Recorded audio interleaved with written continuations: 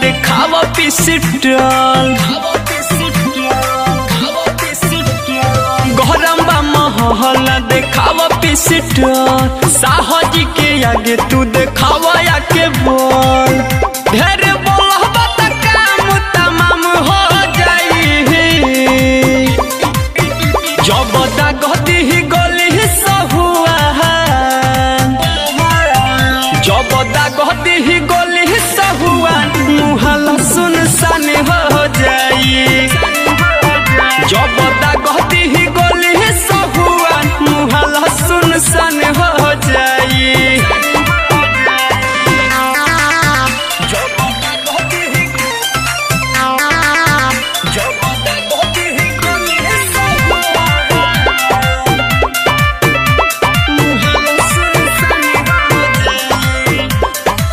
बिना मोरा महराजी के डोले न पतहिया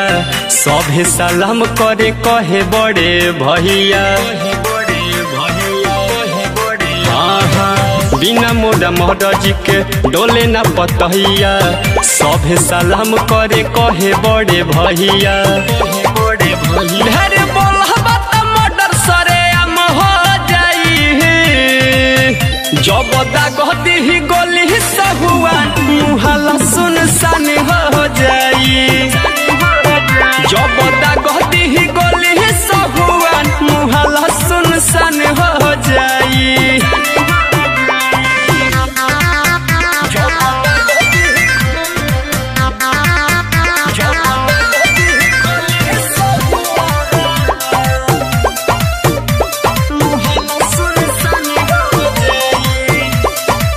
दम जदी होखे तो अखाड़ा में आई जो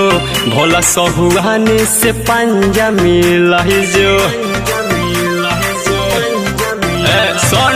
दम जदी होखे तो अखाड़ा में आई जो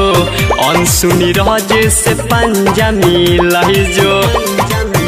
जदी केहू फड़फड़ाई उ तो जान खो जाई जब दागती ही